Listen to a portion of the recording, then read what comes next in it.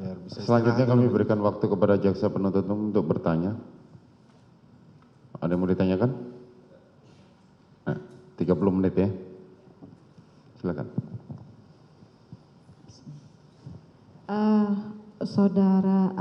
Saudari ahli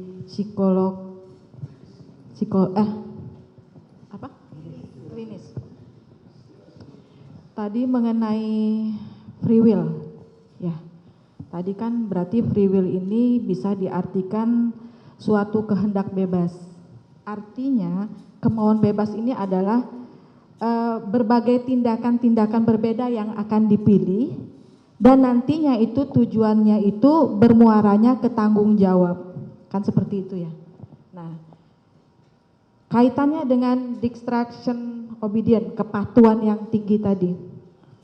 Pada saat seseorang dengan kepatuhan yang sangat tinggi menerima sesuatu permintaan yang salah, yang sifatnya melawan hukum, ini tadi bentuknya ada konflik. Nah, konflik yang saya mau tanyakan, apakah bentuk konflik internal dalam diri pelaku itu menunjukkan adanya kesadaran terhadap pelaku? Artinya, adanya kesadaran dalam pengetahuan tentang bahwa perintah atau yang dimaui oleh si pembuat yang permintaan itu adalah salah. Bagaimana menurut Ali?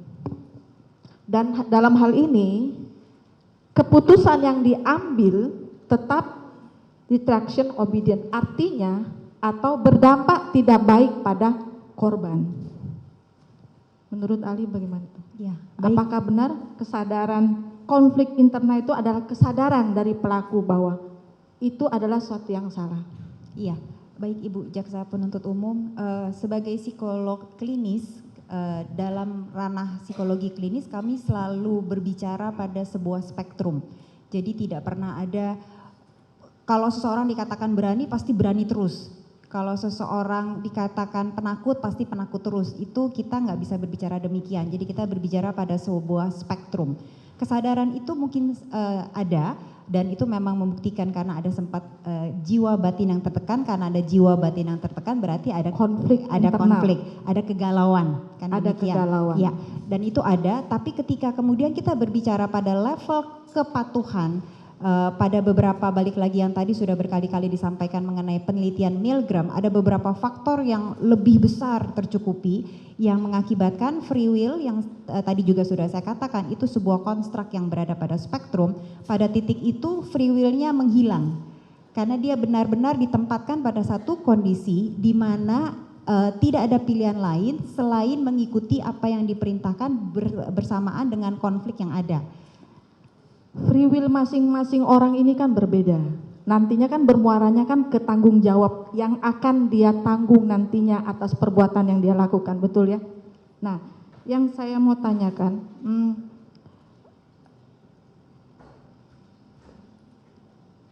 keputusan yang diambil oleh pelaku ini kan membuat yang dipilihnya ini yang merugikan bagi korban itu sendiri. Konflik internal itu misalnya gini, ada nggak jarak, bagaimana sih orang konflik internal itu?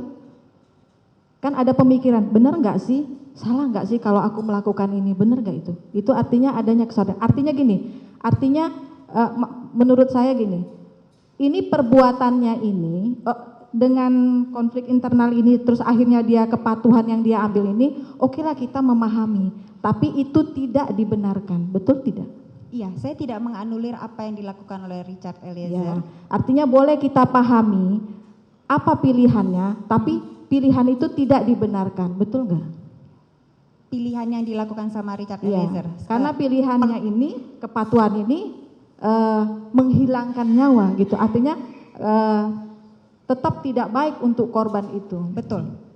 Memang itu tidak bisa dianulir, tapi balik lagi sebagai psikolog klinis, kalau saya berbicara pada sisi ada spektrum, ada banyak konstruk yang bisa terlibat. Mengapa itu sampai terjadi? Itu juga harus dipertimbangkan Ya, kondisi itu harus klinis jiwa artinya batin. kita pahami, Ya. tapi perbuatan itu tetap tidak bisa Betul. dibenarkan. Ya. Dilanjut dulu. Baik, terima kasih. Mohon izin untuk Romo Fran Magnis Suseno. Saya awali dari Romo terlebih dahulu. Tadi Romo sudah menjelaskan bahwa tidak ada kewajiban untuk mentaati suatu perintah yang salah atau perintah yang bertentangan dengan moral dan etika. Demikian ya Romo ya.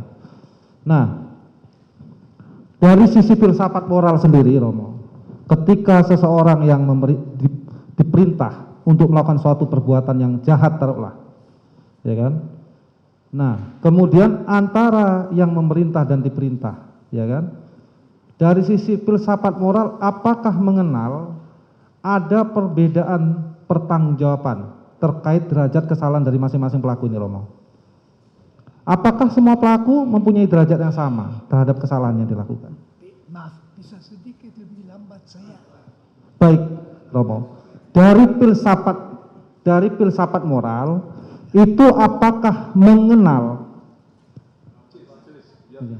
Silakan.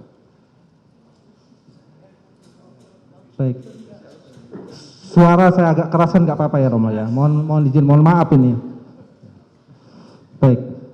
Tadi Romo menjelaskan bahwa, ya kan, tidak ada kewajiban untuk mentaati suatu perintah yang salah, ya kan? Dilihat dari sisi filsafat moral dan etika. Karena sesuatu hal yang bertentangan dengan moral dan etika itu tentunya tidak boleh dilakukan.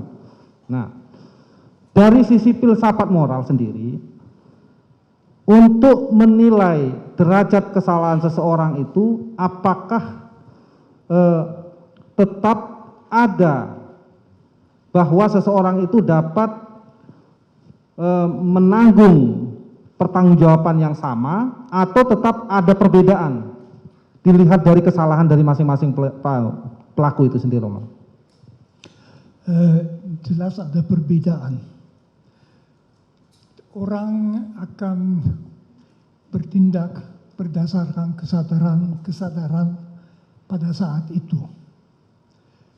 Tentu orang bisa punya kesadaran yang jahat, tapi bisa juga dia bingung. Misalnya dia menyadari bahwa menembak orang tidak bisa dibenarkan sama sekali.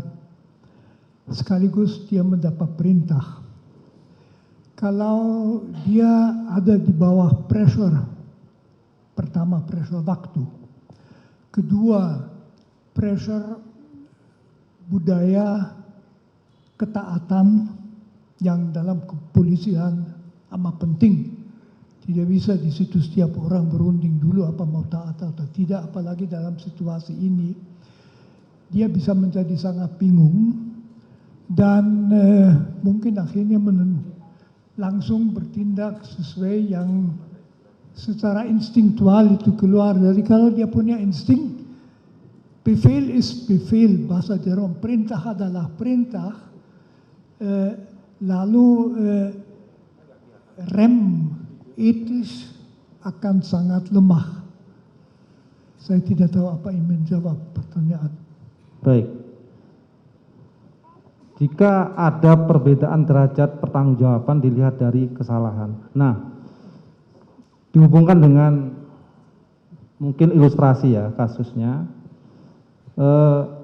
Jika tadi sebagaimana yang Romo jelaskan bahwa seseorang itu melakukan perbuatan karena dalam keadaan bingung dan apakah dia harus menjalankan perintah atau tidak. Terus kemudian dihubungkan dengan relasi kuasa juga. Tingkat kepangkatan jaraknya sangat jauh. Yang seorang jenderal memerintahkan umpama seorang brigadir. Terus kemudian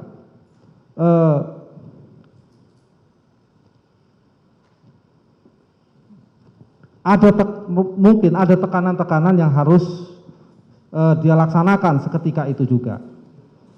Dan kemudian setelah melakukan itu, ya kan, kemudian dia menyadari dan kemudian berusaha untuk membantu membuka tabir kejahatan yang dilakukan itu tadi. Nah, dari sisi ini, Romo, antara yang memberi perintah dan yang diperintah tadi, sesuai dengan yang Romo jelaskan, ini secara pertanggungjawaban pidananya, ini lebih berat yang mana, Romo? Apakah orang yang memberi perintah atau yang diberi perintah? Menurut saya jelas yang memberi perintah ini sesuatu yang saya bukan ahli ya, tapi saya ikuti di dalam pembicaraan mengenai yang terjadi di zaman Nazi di Jerman, di mana berulang kali orang melakukan perintah-perintah karena diperintahkan, mungkin juga karena dia terancam kalau tidak melaksanakan perintah, tapi juga tanpa ancaman itu ada satu budaya di mana orang sepertinya tidak dididik dan tidak dilatih untuk bertanggung jawab. Jadi lalu ya ikut saja yang diperintahkan dengan selalu memperhatikan tekanan waktu itu terjadi dalam tersedia beberapa detik untuk mengambil sikap dalam kasus ini. Jadi menurut saya jelas tanggung jawab yang memberi perintah itu jauh lebih besar. Malah katakan saja yang diperintah itu orang kecil ya, orang kecil biasa melakukan karena dia juga tahu akibatnya buruk kalau tidak melakukannya. Baik, berarti orang yang mempunyai kuasa dan memberi perintah menurut Romo adalah orang yang mempunyai tanggung jawab besar terhadap perintah yang dia berikan kepada pemberi perintah, walaupun tadi sebagaimana yang Romo perintahkan, perintah yang jahat itu tetap tidak boleh dilakukan secara filsafat moral dan etika. Demikian moral. Betul, baik. betul. Ya. Baik. Betul. Mungkin saya beralih kepada ahli kriminolog ya. Psikologi klinis, mohon izin, Ibu Lisa ya. Ya. Nah, tadi saudara yang melakukan asesmen ya terhadap Betul. saudara Richard. Sejak kapan itu? Pertemuan pertama 15 Agustus 2022. 15 Agustus 2002 sampai sekarang? Sampai terakhir bertemu 6 November 2022. 2002. Metode yang saudara gunakan apa untuk melakukan asesmen psikologi klinis terhadap? Iya, jadi ada alat tes yang saya pakai adalah MMPI yang tadi sudah saya katakan, Minnesota Multifacet Personality Inventory. Tujuannya adalah untuk melihat kepribadian individu tersebut dan juga status kejiwaannya seperti apa untuk kemudian mendapatkan gambaran profil kurang lebih individu itu dari sisi psikologi klinis seperti apa. Kemudian ada IST untuk mengukur tingkat intelektualitas Richard. Kemudian ada tes grafis, baik itu tes Baum, HTP, House 3 Person, atau juga Warteg. Selain itu ada satu tambahan lagi, saya juga menggunakan pengetesan grafologi, analisa tulisan tangan. Berapa jangka waktu itu dibutuhkan untuk melakukan ini? Dan terkait dengan data-data apa saja yang dibutuhkan? Apakah langsung melakukan wawancara atau apa? Atau dibutuhkan data dan dokumen yang saudara gunakan untuk? Iya, mohon maaf Pak Jaksa. Kalau psikologi klinis memang kita biasanya melakukan asesmen, kemudian diikuti dengan observasi, tapi sebelum asesmen dilakukan, itu ada yang namanya raport. Kita building raport dalam arti kita mencoba untuk membangun hubungan yang baik dulu. Sehingga kenapa? Karena asesmen psikologis itu bisa sangat melelahkan. Itu ada yang MMPI aja itu 567 item yang harus dikerjakan dan itu waktunya bisa hampir 2 jam. Tes intelektual pun demikian, itu bisa sejam sampai dengan 2 jam. Nah, jadi pada tanggal 15 Agustus itu tujuannya lebih kepada building rapport, membangun kedekatan dulu supaya Richard nyaman, belum lagi kan kondisi Richard dalam kondisi yang memang lagi nggak baik. Saya takut hasilnya itu menjadi tidak objektif. Jadi 15 Agustus lebih kepada pendekatan tersebut, 22 Agustus seharian kita melakukan analisa asesmen psikologis tersebut. MMPI, IST, grafis, Warteg, Baum, HTP, semua. Kemudian grafologi itu baru kemudian berapa minggu setelahnya. Baik. Dari asesmen yang saudara lakukan tadi dan metode yang saudara jelaskan tadi, itu tujuannya untuk menggali apa sebenarnya? Psikologi klinis ini terkait dengan objeknya Richard ini dilakukan observasi, asesmen, dan tujuan akhirnya itu untuk melihat apa ini? Gejala apa yang ada pada Richard ini?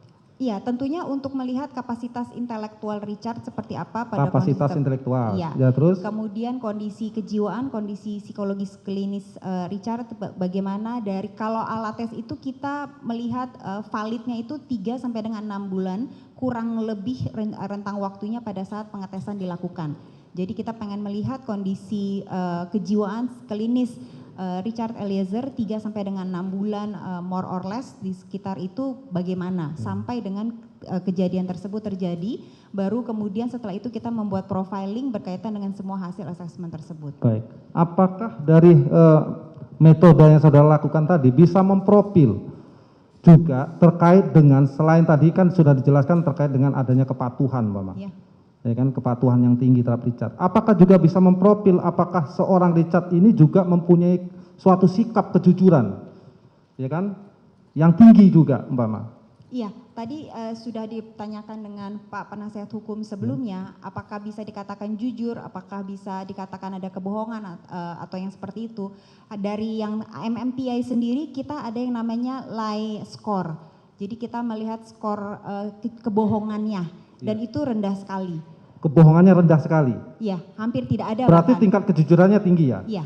Tingkat kejujurannya tinggi. Baik.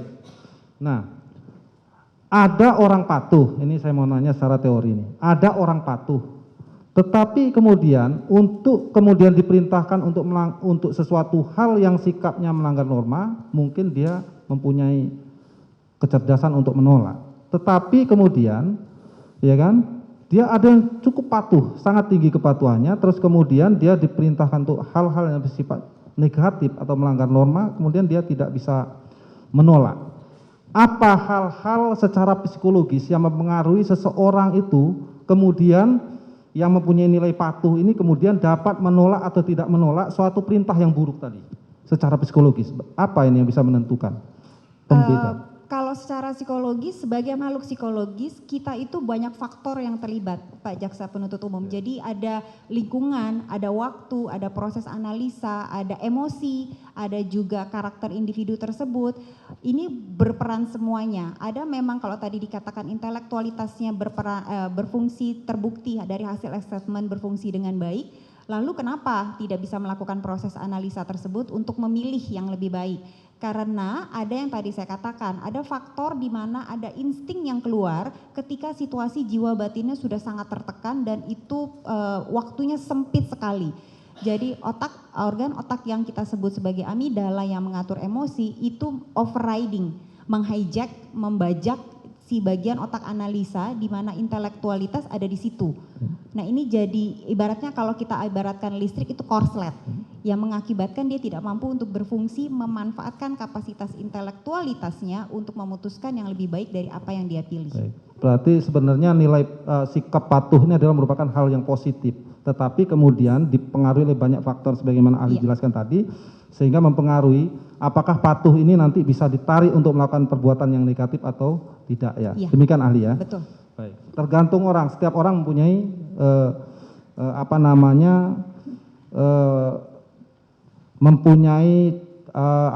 sikap yang berbeda-beda untuk bagaimana merespon itu tadi ya. Iya, bahkan individu yang sama bisa punya respon yang berbeda di hari yang lain, di waktu yang lain, kondisi yang lain. Nah, kalau untuk terdakwa sendiri, apa kelemahan daripada respon itu sehingga kemudian dia sebagai orang yang patuh, tapi kemudian dia justru kepatuhannya dimanfaatkan untuk melakukan perbuatan yang tidak patuh. Apa dari sisi kelemahan dari sisi itu? Seperti yang tertulis di hasil assessment, salah satu saran untuk Richard Eliezer adalah bagaimana dia bisa punya daya kritis.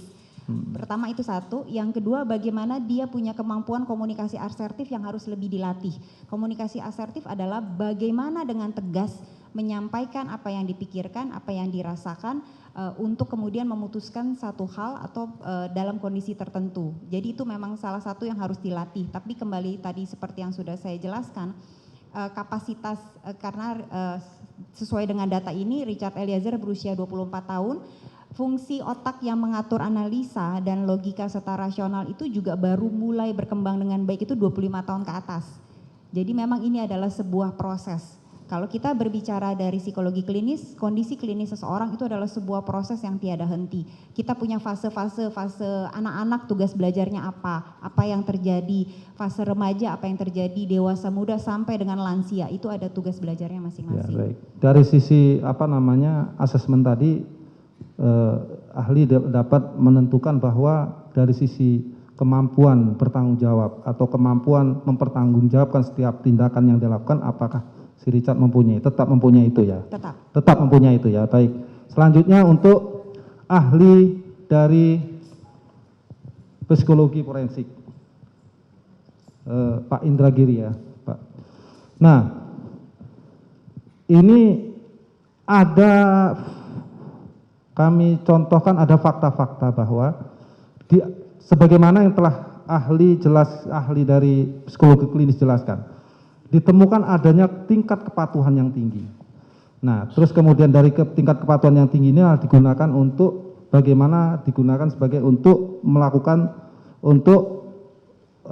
si Richard ini untuk melaksanakan tindakan sesuai dengan kepentingan atau kemauan daripada orang yang memberi perintah, yaitu dalam hal ini melakukan penembakan terhadap korban tadi. Nah, setelah terjadi penembakan, tingkat kepatuhan ini juga masih terus terlaksana. Dengan contohnya umpama Richard tetap diminta untuk membuat skenario-skenario. Nah, tapi kemudian seiring sejalan, kemudian Richard ini bersikap mengambil tindakan yang berlawanan arah, di mana dia menjadi orang yang ingin membongkar kasus ini atau menempatkan diri pada posisi sebagai justice kolaborator. Artinya siap untuk membongkar ini.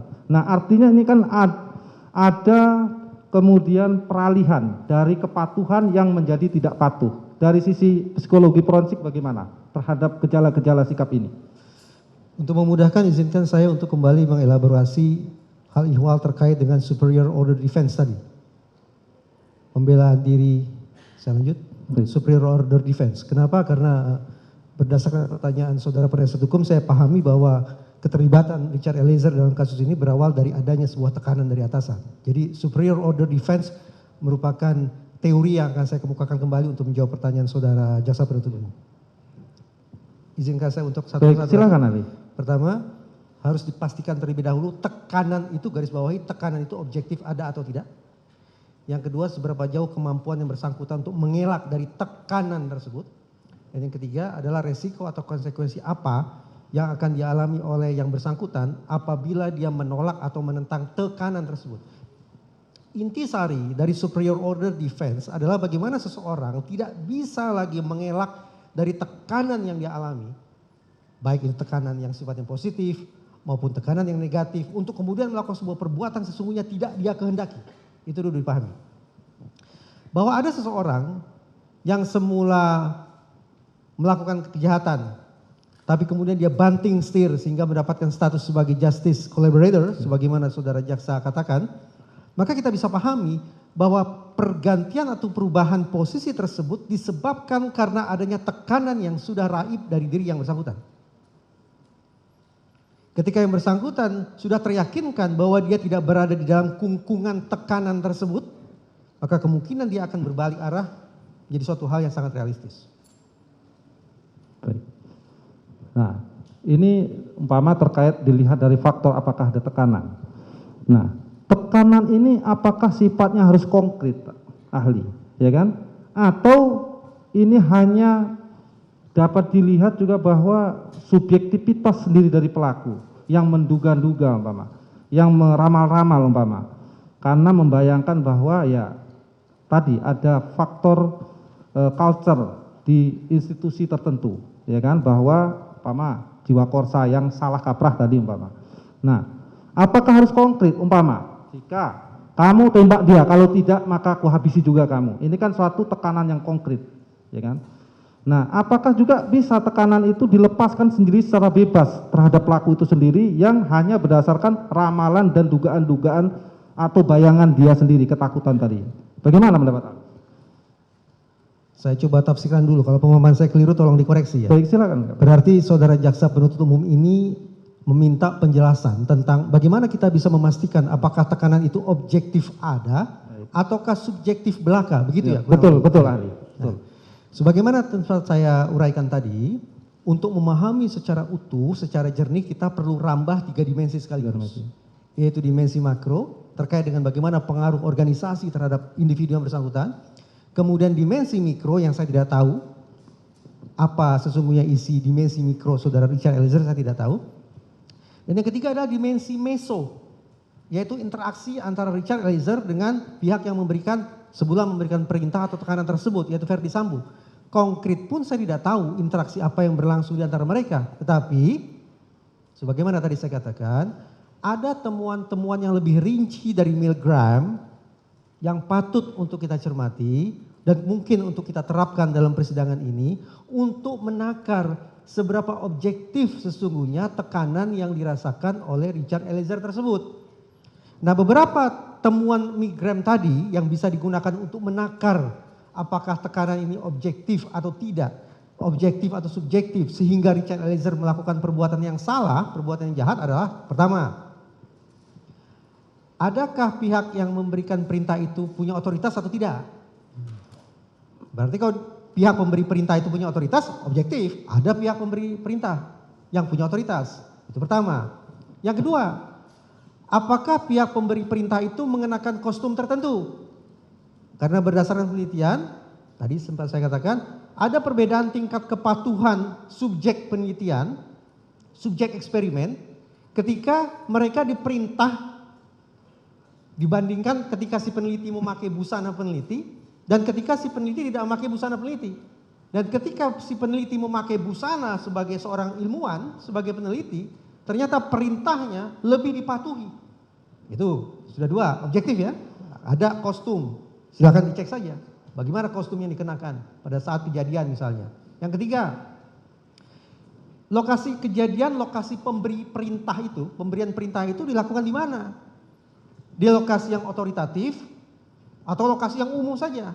Misalnya, dalam penelitian Milgram tadi, perintah untuk menyetrum itu diberikan, instruksi itu diberikan di perguruan tinggi. Dan perguruan tinggi kita pandang sebagai lingkungan yang legitimate untuk sebuah penelitian. Demikian pula dalam kasus ini barangkali relevan, silakan dicek apakah pemberian perintah itu disampaikan oleh pihak pemberi perintah kepada yang menerima perintah di lingkungan yang legitimate juga tidak? Otoritatif juga atau tidak lingkungan itu? Atau lingkungan sembarang lingkungan? Di pasar kah? Di warung kah?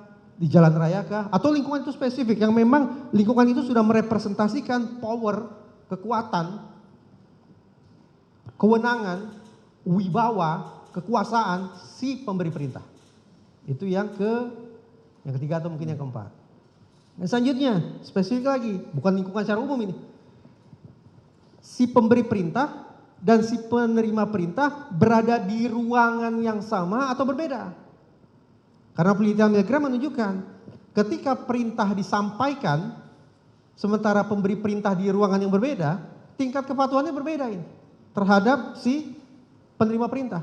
Tapi ketika penerima perintah dan pemberi perintah berada di ruangan yang sama, efeknya terhadap kepatuhan si penerima perintah itu sangat nyata. Dan jangan lupa, penelitian Milgram ini tidak berbicara tentang kepatuhan secara umum, bukan. Penelitian Milgram spesifik berbicara tentang kepatuhan seseorang untuk melakukan perbuatan yang merugikan orang lain. Kepatuhan seseorang untuk melakukan perbuatan yang salah. Kepatuhan untuk melakukan perbuatan yang jahat. Itu spesifik penelitian Milgram. Bukan obedience atau kepatuhan secara umum, tapi kepatuhan untuk melakukan perbuatan yang salah. Nah, kalau unsur-unsur yang ditemukan oleh Milgram tadi itu ada, yang 5 poin tadi, maka kita punya alasan untuk mengatakan bahwa tekanan itu objektif ada. Dengan demikian, pemahaman kata tekanan tidak melulu harus dimanifestasikan lewat sebuah perintah lisan. Tapi tekanan itu, bahkan perintah itu, bisa termanifestasikan secara non-verbal. Itu dia hasil temuan Milgram. Tekanan itu objektif ada, tidak hanya dari verbalisan ya, dari apa? Tidak secara lisan saja. Secara hanya lisan saja. Tidak secara lisan Dan saja. dilihat dari tadi faktor-faktor yang Konteks itu juga. konteks tadi ya. Ya. Nah, Masih cukup yang mulia. cukup ya? Sudah habis waktunya, saudara penuntut. Oke, satu saja. Oke, silahkan. Satu silahkan diskusikan. 5 menit ya Pak. Untuk Prof. Dr. Romo Frans. Pak Romo.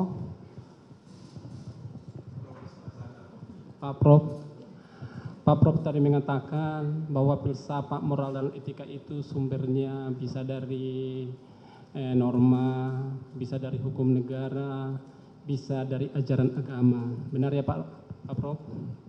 Jadi yang pertanyaan saya di sini terdakwa ini ketika dia disumpah tadi dia berdasarkan keyakinannya agama Kristen. Dalam ajaran agama kita tidak boleh menghilangkan nyawa, menghilangkan nyawa. Pertanyaan saya di dalam kasus ini sebagaimana fakta-fakta yang muncul di persidangan dari awal persidangan sampai sekarang ini tidak ada gambaran antara terdakwa Richard dengan korban Yosua ada dendam. Tidak ada dendam, bahkan itu pengakuan daripada terdakwa sendiri. Tetapi terdakwa mau melakukan penembakan. Bagaimana pendapat ahli terkait perilaku moral atau etis yang mana dari sisi moralitas yang saya tayangkan bersumber dari hukum agama, seperti karena dia berkeyakinan agama Kristen di dalam Matius 5 ayat 21a berbunyi demikian, kamu telah mendengar dari ajaran agama, kamu telah mendengar yang difirmankan kepada nenek moyang kita, jangan membunuh. Siapa membunuh harus dihukum. Tolong dulu Pak Prof dikaitkan dengan hukum ajaran moralitas dari agama. Ya. Nah, sejauh saya tangkap, pertama saya sedikit minta maaf karena saya selalu sulit menangkap loudspeaker, tetapi jadi nanti ditanyakan lagi kalau saya tidak menjawab. Jadi pertanyaan saya Pak Prof begini. Tanpa speaker. Pelan-pelan ya? Oke.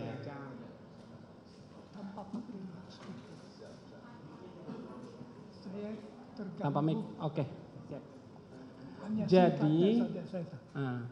Jadi terdakwa ini orang yang sangat rajin dalam melakukan spiritualnya, kegiatan spiritualnya sebagaimana tadi hasil daripada penelitian para ahli. Dia rajin termasuk dalam hal beribadah. Di dalam kegiatan beribadah itu tentu ada hal-hal yang didapat. Seperti dalam fakta-fakta persidangan Pak Doktor, di dalam fakta persidangan mulai dari awal persidangan ini sampai sekarang ini tidak ada dendam pribadi antara terdakwa dengan korban. Tetapi terdakwa ini melakukan penembakan hingga korban meninggal dunia. Sebagaimana dalam kitab Injil ada tertulis di Matius 5 ayat 21. Kamu telah mendengar yang difirmankan kepada nenek moyang kita, jangan membunuh. Siapa membunuh harus dibunuh. Harusnya kalau menurut pendapat tadi bahwa dia orang yang rajin, artinya yang taat dalam spiritual, harusnya dia tahu ayat ini. Tolong dijelaskan Pak Prof. Ya tentu saja bahwa orang beragama itu tahu bahwa ia tidak boleh membunuh dan sebagainya. Tetapi di dalam agama kita juga tahu bahwa orang tidak menaati yang menjadi perintah agama. Jadi masalahnya di situ pun tidak ada dendam. Karena itu cukup jelas motivasi perbuatan itu bukan suatu motivasi pribadi sama sekali, tetapi pelaksanaan perintah yang diberikan oleh yang berhak memberi perintah, di mana seharusnya dia tahu bahwa perintah seperti itu tidak dilaksanakan. Akan tetapi itu mungkin saja di dalam budayanya sendiri, di dalam budaya polisi, apalagi di tekanan pada waktu itu yang tegang masalah seminit dan sebagainya, ya dia melaksanakan saja perintahnya. Dari sudut agama itu sebetulnya tidak berbeda dari sudut etika. Kita bertanya sejauh mana dia bertanggung jawab, mungkin tanggung jawab sangat sedikit. Itulah karena di dalam situasi di bawah presornya dia juga tidak akan memikirkan sikap Yesus dan yang dikatakan Yesus itu. Dia hanya ya aku harus melakukan apa, saya oleh orang di atas yang kuasa benar disuruh itu, ya lalu dia tembak. Tentu orang ketiga seperti saya bisa mengatakan seharusnya setiap orang juga di polisi dididik supaya tahu ada perintah yang tidak boleh dilaksanakan, tapi itu jarang sekali. Jadi menurut saya ya segi agama tidak menambah banyak sekali. Dia itu bingung, Tuhan juga melihat yang bingung. Manusia mempunyai sistem hukum, dia harus dalam rangka hukum secara adil, ditangani adil juga berarti memperhatikan sejauh mana dia bertanggung jawab. Cukup. Oke, cukup ya. Satu lagi. Sudah cukup lah. Mohon izin satu lagi. Oke, menyangkut satu. masalah. Terakhir Satu. ya. Terakhir aja. Terakhir. Kepada ahli psikologi klinis. Tadi Ibu menyampaikan terkait masalah ya bahwa orang yang berusia sudah lebih dari 25 tahun, sudah lebih stabil dalam mengambil keputusan. Namun yang saya tanyakan di sini adalah terhadap orang yang berusia belum 25 tahun. Namun dengan lingkungan pekerjaan yang mengharuskan melakukan pengambilan suatu keputusan. Terhadap orang demikian, apakah bisa dikatakan bahwa orang tersebut sudah lebih stabil dalam pengambilan suatu keputusan? Karena ini menyangkut masalah terdakwa Eliezer tadi. Mohon izin Ibu. Baik Pak Jaksa Penuntut Umum, sampai dengan usia dewasa awal, sebenarnya individu itu masih dalam tanda kutip dibimbing dan diarahkan oleh lingkungan sekitarnya. Jadi memang kalau dalam konteks lingkungan terkecil keluarga, mungkin itu oleh keluarga, ada diskusi, ada pendampingan. Ketika dia seperti yang tadi Bapak Jaksa Penuntut Umum katakan sudah masuk kepada sebuah institusi tempat dia bekerja, seharusnya memang ada pemimpin yang mengarahkan, ada atasan yang membantu dan itu membimbing dia untuk mempunyai pola berpikir, analisa, logika yang lebih baik ke depannya. Di mana itu juga nanti akan terjadi proses belajar terus-menerus. Ada pengalaman, ada jatuh dan bangun, ada trial dan error yang mengakibatkan nanti akan terjadi kestabilan di usia 25 tahun ke atas. Kalau hasil yang Ibu tadi sampaikan bahwa Eliezer kan masih di bawah 25 tahun usianya. Hal tersebut apakah bisa dikatakan dengan melihat situasi lingkungan yang seperti itu, bisa nggak dikatakan dia bisa mengambil suatu keputusan?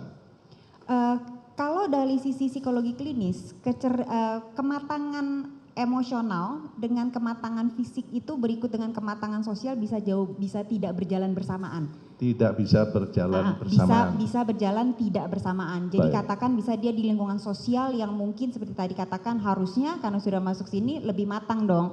Mungkin maksud Bapak jaksa penuntut umum Seperti demikian ya. itu, ya. Iya. Tapi seringkali itu mungkin saja tidak berjalan berbarengan. Tapi bukan berarti kemudian jomplang sekali juga mungkin tidak. Tapi kadang-kadang memang pada faktanya tanpa bisa dipungkiri ada kondisi-kondisi anatomi otak kita yang memang seringkali belum tentu bisa dipercepat sedemikian cepatnya. Jadi memang ada kayak tadi saya katakan bagian lobus frontal, prefrontal korteksnya itu memang baru akan mulai berkembang 25 tahun ke atas. Nah itu bukan sesuatu yang bisa kita Dalam percepat. situasi apapun. Hampir dalam situasi apapun, kalaupun dia berkembang lebih cepat, tetap aja bagian amigdala emosinya itu ada momen-momen yang lebih overriding, lebih membajak daripada sisi logika dan rasionya dia. Oh gitu. Oke. Terima Cukup kasih. ya? Terima kasih saudara penuntut umum.